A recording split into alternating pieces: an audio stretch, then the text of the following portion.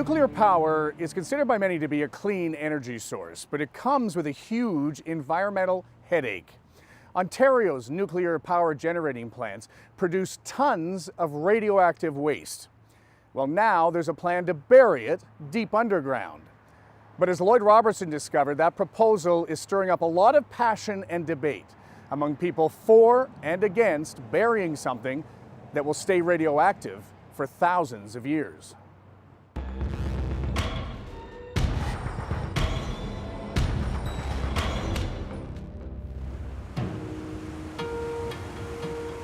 A blustery winter day along the shoreline at Kincardine, Ontario.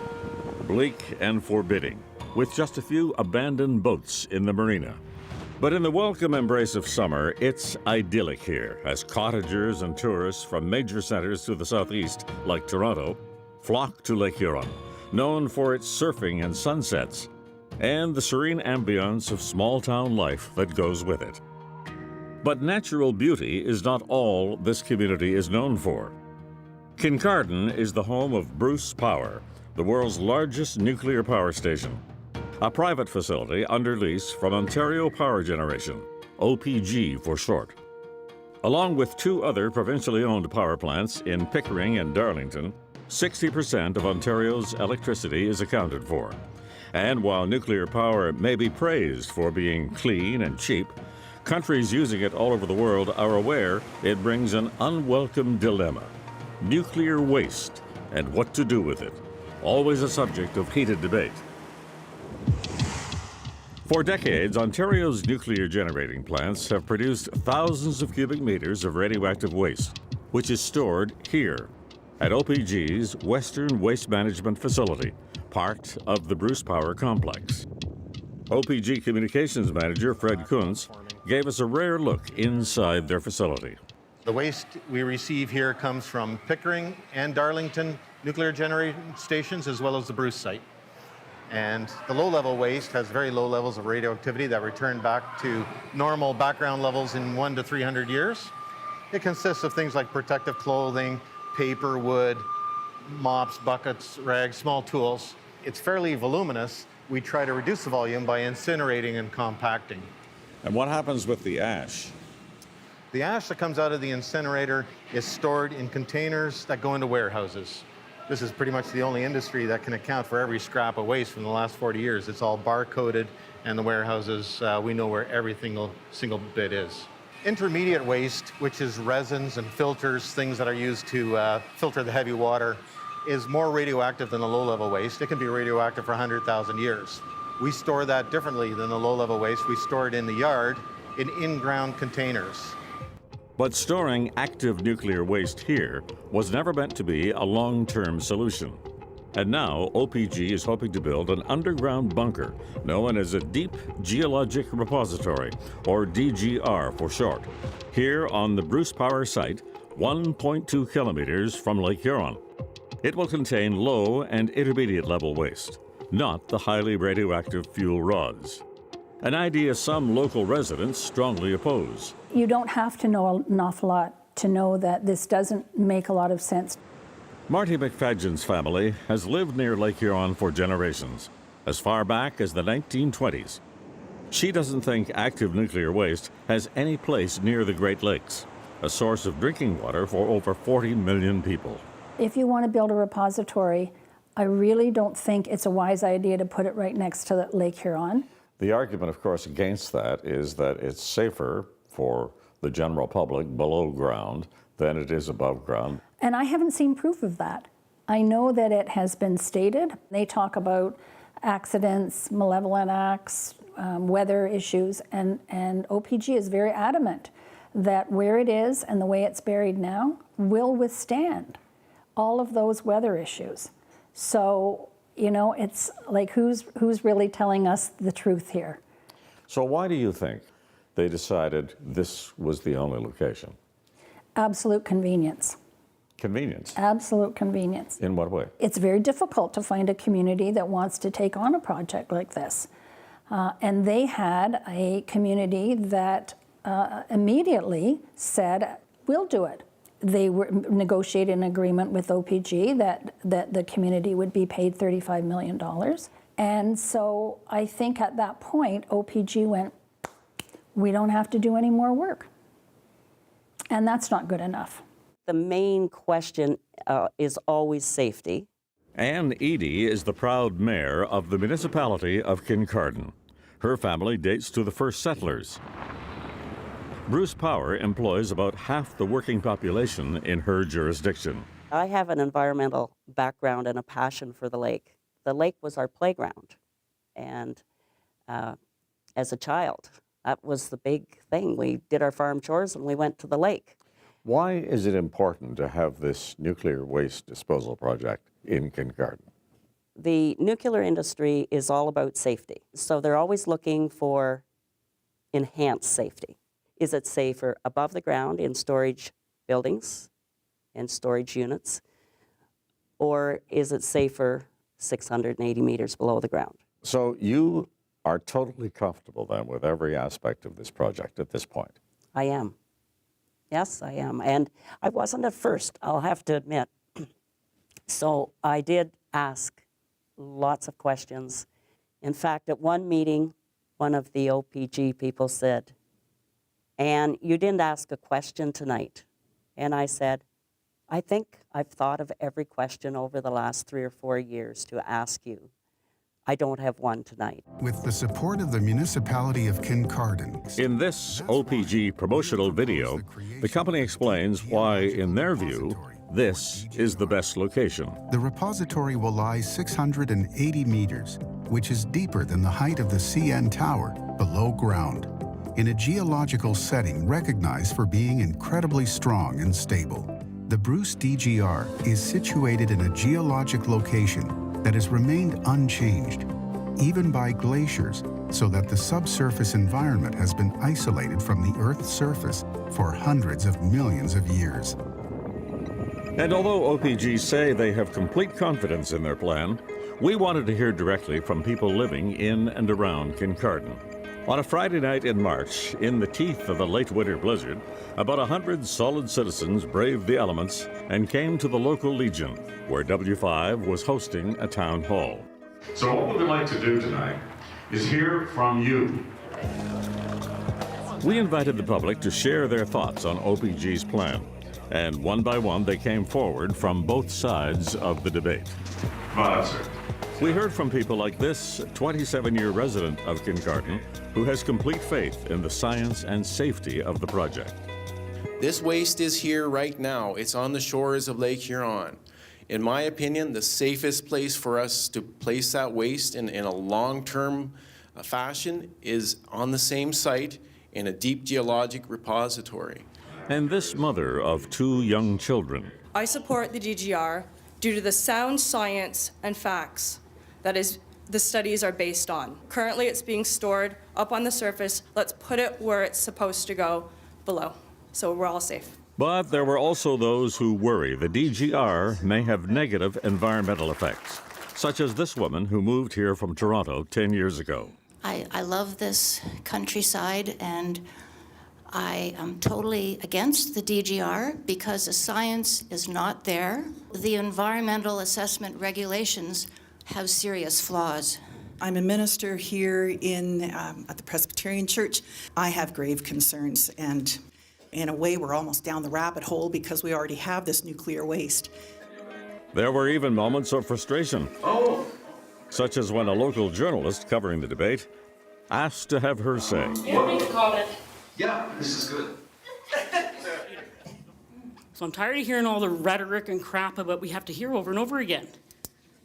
Build the damn thing. Yeah. Throughout the evening, people took their turn to share their feelings on OPG's plan. My generation always wants a fact-based, scientifically accurate decision-making process. And OPG has definitely gone through that. What's wrong with leaving it above ground for the next 60 years? And it goes away. Why are we spending money on this? I don't get it. Those are my comments. Okay? But it's not just some people here in and around Kincardine who are concerned about burying nuclear active waste so close to Lake Huron. You see, the Great Lakes currently provide drinking water for 40 million people in Canada and the U.S. And some residents in Port Huron, Michigan, over on the other side of the lake, are upset that Canada's nuclear waste problem could soon become a major problem for them. And this is Port Huron, Michigan, just across the bridge separating the U.S.-Canada border. The American city sits at the southern end of Lake Huron. In local coffee shops like this one, there is brewing frustration about OPG's plan to put nuclear waste so close to the lake. I think it's the worst idea. The worst. I'm uncomfortable with the idea of an underground nuclear waste repository anywhere near the Great Lakes.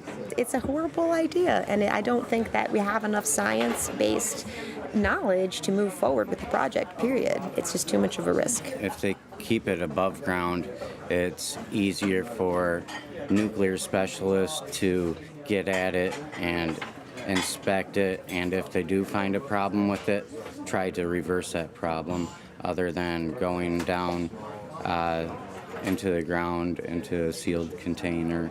And some are calling on their Michigan representatives to take action. I hope Dan Kildee will come forward and look at this and say we can't have it next to our water. Which is exactly what Dan Kildee is doing. As a congressman for the state of Michigan, protecting the Great Lakes is one of his top priorities. And I have a particular concern about the potential of the location of a nuclear waste storage facility 0.6 of a mile from the shore of Lake Huron.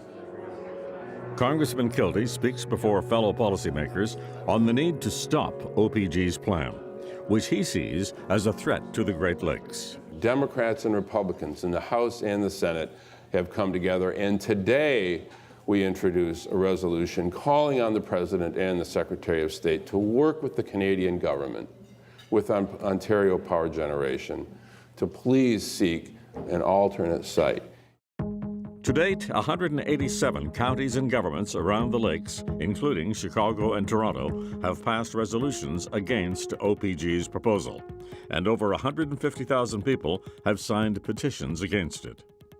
In November 2015, Prime Minister Justin Trudeau received a bipartisan letter signed by 32 members of Congress, including Dan Kildee, urging him to work against the proposal.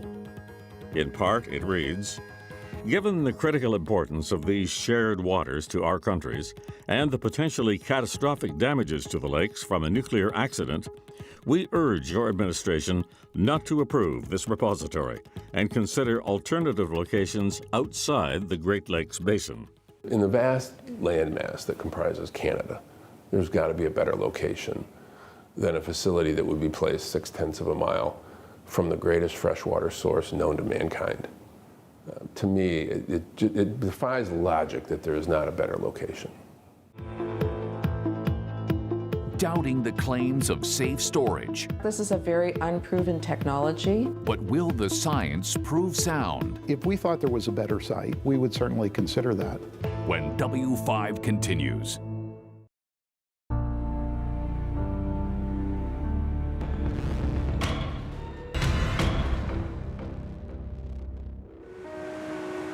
Even on an overcast winter's day, the beauty of Lake Huron can still lure people to its shore.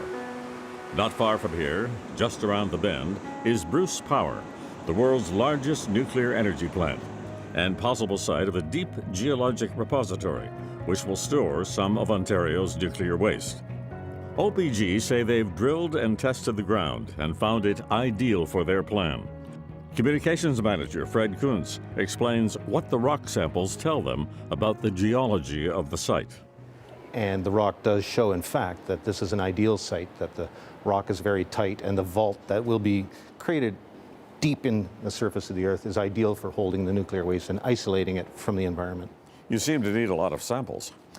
There are 5 kilometers of rock here because we drilled 8 holes, each about 700 or 800 meters down, to get the full picture of the entire site and extrapolate into the middle where the vault would be. So the rock that's been extracted from this site is sedimentary, it's limestone, and it's described by our scientists as some of the tightest rock in the world in the sense that water does not pass through this rock or at extremely low rates. But even a little water passing through the rock is no comfort to opponents who worry about contamination reaching the lake. It doesn't make a lick of sense. Jill Taylor is president of the nonprofit group SOS Great Lakes, and her supporters hold strong feelings about burying any kind of nuclear waste so close to Lake Huron. They're saying that this is a dumb idea. They can't believe that anyone would dig a hole and put waste down it right next to the Great Lakes, where we get our drinking water, destroying the pristine environment that we've all come to enjoy and that has been enjoyed by people for thousands of years on the Great Lakes. But it's international DGRs around the world, such as this one in Carlsbad, New Mexico, that has her and her group worried. This American site, which is similar in design to the proposed Kincardine DGR, experienced some problems in 2014 when a cask holding nuclear waste exploded after being improperly packed, releasing radioactive particles into the air and prompting a 3-year closure of the facility. And that's just one reason Jill Taylor wants OPG to scrap their plan. Internationally, DGRs have been proven to fail. In fact, this is a very unproven technology. If you had the president of Ontario Power Generation sitting here in this chair right now, what would you say to him? Stop what you're doing. Take a look around. Look at other examples and start on a new course of action right now. Very nice to meet you. Very nice to meet you. Jeffrey Lyash has been president and CEO of Ontario Power Generation since August 2015. We met him at OPG headquarters in Toronto and pointed to the initial report giving the go-ahead to the project that was only lukewarm on safety guarantees. The science behind the Deep Geological Repository says it is highly unlikely to cause contamination in the ground or lake water, but it doesn't give any long-term guarantees. Is that good enough for you? Yeah, well, you know, Lloyd, because I wasn't the CEO that initiated this project, I spent a considerable amount of my personal time going through that. And I've got to tell you, my conclusion is that the process that's been applied here and the science that underlies it are some of the strongest I've seen. A lot of people are saying, why not just leave the waste where it is? Lloyd, we store this waste safely now, but that's not the long-term resolution. This material can be very safely and efficiently and effectively isolated from the environment and disposed of for periods of time where it will naturally decay to background and be indistinguishable from the environment. Your opponents keep talking about the failure of other DGRs around the world, 2 in Germany, 1 in New Mexico. How do you address that? Well, there are 9 DGRs operating in the world. The 2 in Germany, unlike the other 7, are repurposed salt mines. So they were never designed nor built as DGRs. They were salt mines that are used by Germany to store their waste. And there haven't been any leaks from those. There have been some cases of water intrusion into it that they're having to deal with that stem from the fact that they weren't designed as DGRs from the outset. The remaining 7 are all purposed DGRs. The only issue in that population that I'm aware of was the drum of waste that leaked at the U.S. facility in New Mexico. But I must also point out that the nature of that waste and the issue that they had isn't possible at our DGR because we don't take that sort of waste in this DGR. This is restricted to very low and intermediate level waste with much different characteristics than what happened in New Mexico. But you do have to admit that accidents will happen, as happened in New Mexico. Yeah. Well, the New Mexico DGR in the United States had a leak, but even in that case, Lloyd, there was an issue. It was remediated, and that repository is back in service today. You have identified some rock formations outside the area of Kincardine in Northern Ontario, Southern Ontario. Why not move it? Because this seems to be all about worrying about the lake. While this repository is geographically close to the lake, geologically, Lloyd, this is 1 million miles away. It happens that the geological formation that underlies that site is, if not the best, one of the best formations in the world to safely dispose of waste like this.